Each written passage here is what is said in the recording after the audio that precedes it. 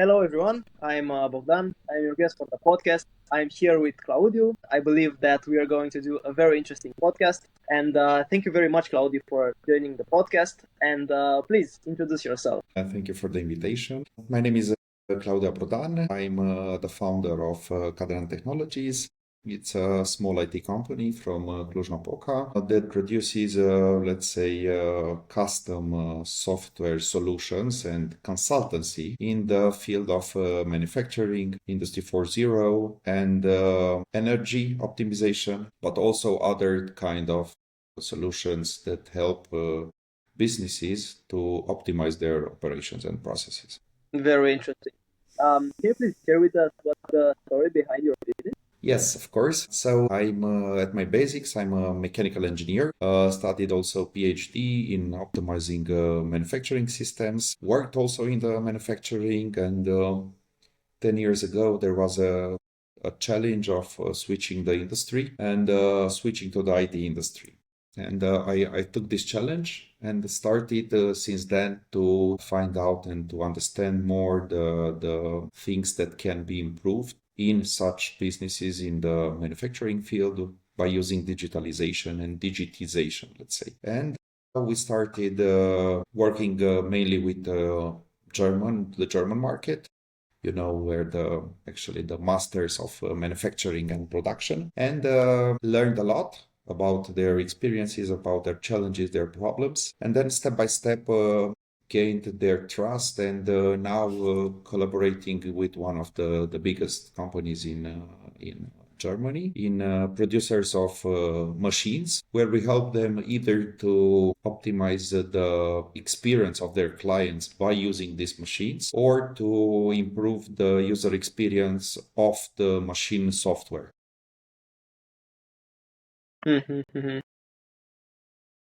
Now we are focusing more in, let's say, consultancy and understanding the needs and the problems of manufacturers. And as AI is a very hot topic and everybody wants it, we often, more and more often, get the requests of, I want also AI in my production. And mainly I start with asking them what's their problem, and they say we don't have any problems, but we want to have AI because everybody has it. Yeah, so also now we are focusing in integrating AI solutions in companies that have as their core business manufacturing, and there is also a secondary interest field, let's say, the energy one, as Cadran is part of the Raw Hydro Hub, is one of the hydrogen hub of Romania, where the strategy of developing of the country development towards hydrogen is being set up and developed. And this means that we are also focusing on solutions, and we have some ideas and some products that we are developing with regards of using digitalization in the energy sector. This is what I was about to ask. If you notice any trend in the software like IT industry. Yes, there are a lot of trends. I could say that the Romanian market is transforming a lot. To be honest, we were all of us were very used with delivering outsourcing services, actually selling hours. But nowadays, we understood, or at least we understood, we as a company, that we need to deliver solutions. And the focus and the shift is now on delivering end-to-end solutions in which we don't sell the hours, but we sell the value that brings the client, that gets the client, let's say. And this is a completely, let's say, a different approach because they don't really care about the technology, but they don't really care about how you do it. They just care about delivering it quickly and solving the problem. And since we don't have, or the main challenge is to have good experts that want to or know how to answer to the needs and the challenges of the. Yeah, it makes sense. So do you think only you as a company are transitioning from outsourcing to developing and servicing end-to-end solution, or the whole region, the whole market? So I think that everybody will do it. It Mm-hmm. depends how early you find out that you need to do it. As I spoke with other, let's say, partners and competitors here in our region, they all are moving in the same direction. And actually, slowly, the outsourcing and the hour selling business is being closed and yeah, moving more and more towards the value-driven services. So I think it's just a matter of time and how quick you are in adapting to the new reality. That's very interesting. I think this is very insightful for the viewers. Right now, is there anything happening in the market that's making the landscapes more challenging or easier to operate for you? Yeah, the crisis, let's say, but it's not, let's say, a crisis as we know the definition of a crisis. Maybe you heard a lot of opinions in everywhere where they say about the perma crisis. So the crisis that is permanently. This Yeah. involves specific domains that are getting or going through crisis periods, and while other domains are working very well or growing very well. Mm-hmm. Together with these permanent crises or perma crisis, as I said before, there is the need of digitalization because generally the digital products and the digital trends help companies and customers to produce more or to be more productive, to quickly go to market or to improve their KPIs based on data and based on decision taken based on data.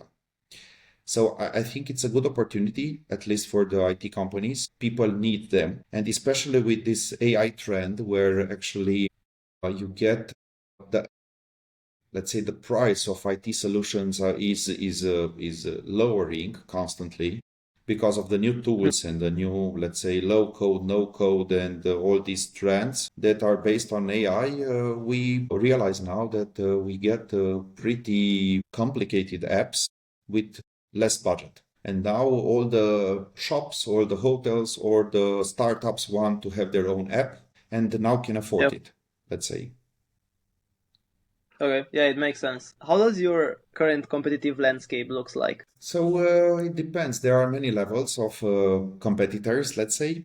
First of all, the local ones, where actually we don't really find them competitors because generally we approach different markets. For example, we are mainly focusing on the DACH market and also on the Romanian market. We have some clients. So if we compare the competition or if we consider them as a competition, I think the landscape is pretty stable because nowadays you find either kind of small companies, as we are 21 employees, or very big ones that are already acquired and merged and bought by Mm-hmm. big trends. If we look at the regional, let's say, competitors, if we take the Eastern Europe, I think that slowly Romania is getting out of the advantages that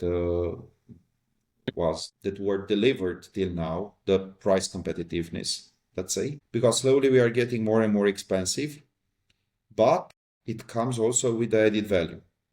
So I think that compared to, let's say, other Eastern Europe countries, even if we are a little bit more expensive or getting the prices are increasing, also the added value and the output, the value that you get Mm-hmm. is increasing a lot. And but if we take the international, let's say, if we speak about similar companies from Germany, if I compete on one project, me as Cadran and another competitor from Germany at the same size, for sure, in the German market, they will choose probably the German one if they are looking also for only on output or on added value. If they are looking on costs, on decreasing the costs, probably they will choose us. But the cost is not really such a problem if you are oriented in having value.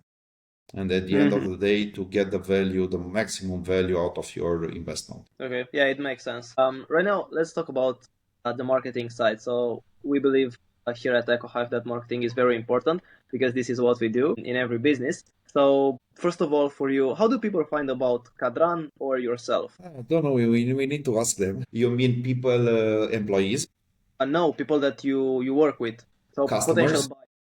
Yeah, potential potential buyers. buyers? So I think that one of our yeah, I know my sales pitch, let's say, how I explain it to the customers. I think that one of our advantages that we are a pretty small and flexible company. This means that decisions are being taken very easily. People are empowered to take decisions, are empowered to have ideas, to be innovative in offering and in solutions. Mm-hmm.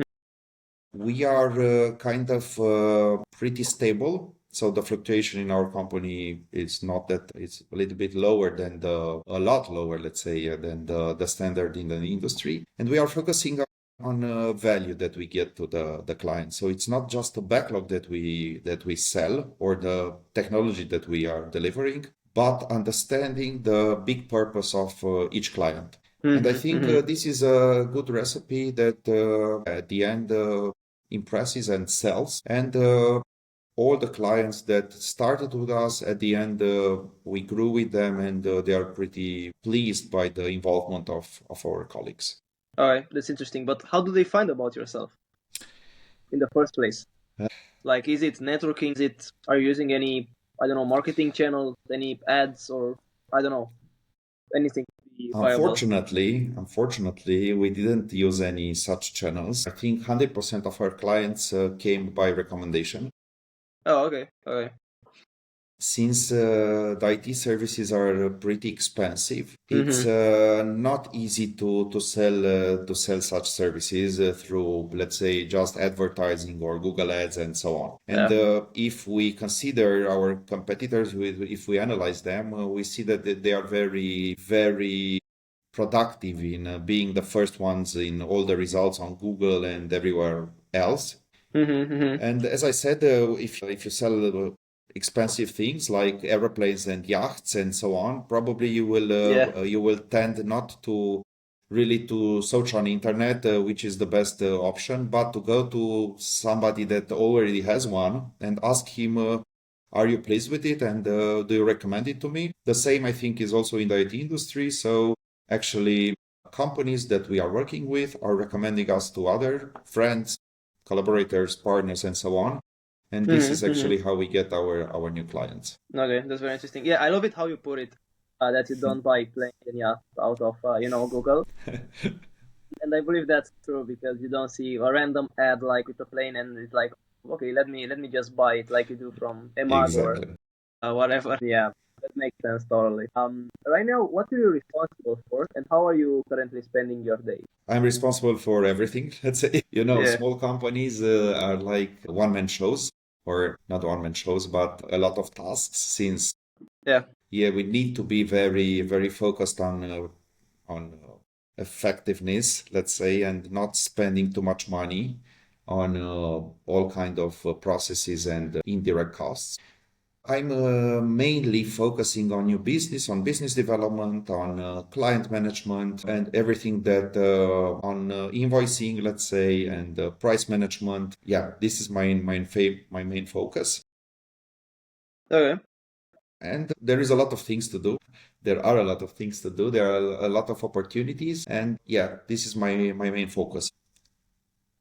This pairs perfectly with the next question because the next question would be, what are the most important metrics for you as a company right now? All of the metrics are important, but what we want to focus on more and what are our objectives is are to increase the number of clients where we sell value-driven services. Mm-hmm. So Mm-hmm. let's say the percentage of our turnover that comes from clients with output-driven services, and also keeping the people happy. This is also a pretty important KPI, and keeping the people involved in what they deliver and motivated, because Mm-hmm. motivation and involvement brings high added value, and I think gets the maximum out of the time that they spend in while delivering the services. And yeah, also the clients are very, very pleased when we act like this. I think these are the most important. Very interesting. Do you have any goals set for the next 6 to 12 months? And what are those goals? So we now redefined our strategy. We are in the process of finishing this repositioning of Cadran. We will have a rebranding and a new website that will come probably in January or early next year. There we will have a very focused and very niched service offering. And I would like also in the first quarters, Q1 next year, 2026, to open an office in Germany and to be more involved in the German, let's say, market, and there to promote our new service definition. That, let's say, we went through a lot of steps in defining it and validating it, and I'm very positive, optimistic about it, and I think it will be a pretty good success. That's very nice. Very nice. Let's go into the problem criteria right now. This is an interesting one. What is right now your biggest challenge and why? Biggest challenge, I could tell you on different levels challenges. The first one. The first one would be to move our colleagues from outsourcing mindset to a consultancy mindset. So actually to understand that people are not, customers don't care about technology, don't care about how it's done. They care about if it's working and how quickly you can deliver it. This is one of the biggest challenge. And of course, one of the, let's say, financial or management challenge is to get new business that you can consolidate. And after you sell these output-driven services, generally it's a one-time only sales. So you get the money and then you finish it. To transform it in a subscription and a maintenance fee where actually you have recurrent income. So I think this would be the main challenges. Okay. With the first one, how have you tried to approach the problem and to solving it, to changing the mindset? We organized the Cadran Academy. It's a learning process that has a main focus in transforming our colleagues in consultants, because I think that the future projects will be 80% consultancy and 20% coding. And to explain them and to come with very logic arguments that they need to see the big picture. They need to, as I said many times, come with value, and not a perfect product is necessarily needed each time. You know that there is a lot of opinions where they say that half of the IT projects are a failure. I didn't know.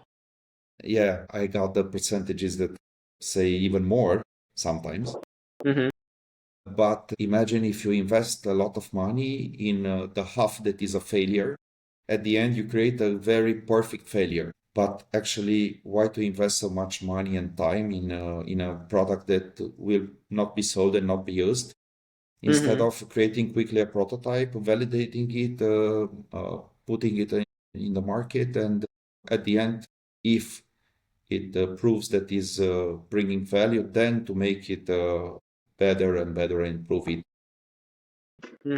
Yeah, it makes sense. Right now, here comes one of my favorite questions. I think the most interesting one, in my opinion. So, if you had a magic wand right now that you could wave to solve one thing, what would be that one thing? One thing to one wish, let's say.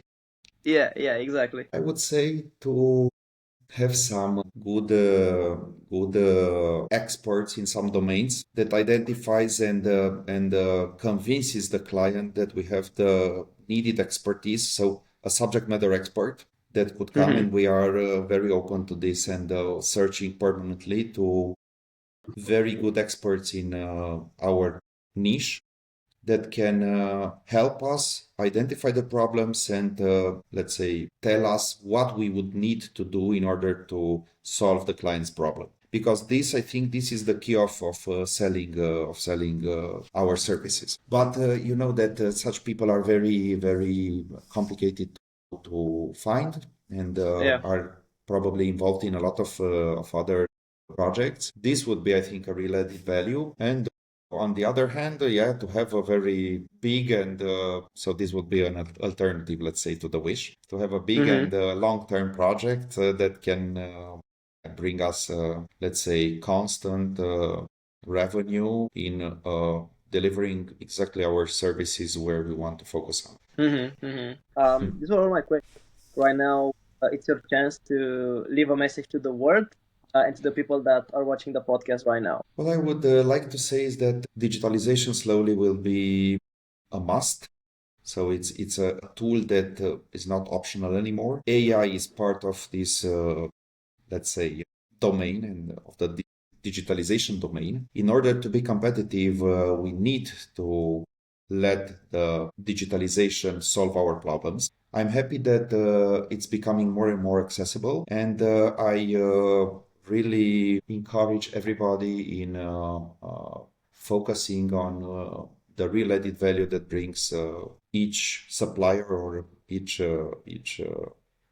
yeah team that can solve problems by using such tools. Because slowly, as I said, like the car that is solving the mobility problem, like I don't know how what tools are solving other problems. Also, the digital ecosystem will be part of our life that will solve probably a lot of problems that we have nowadays. And I think the potential is very, very high. There are a lot of things that can be done. And there will be in the next years a lot of, let's say, disruptive innovations that will change the world. Yeah, this makes sense. Thank you very much for this useful insight or insights, useful insights. And thank you very much again for participating to the podcast. I was Bogdan, Thank you and very thank much. you very much for I was here with Claudiu, and thank you very much to the viewers that are watching the podcast right now. And I will see you guys in the next episode. Thank you. Bye.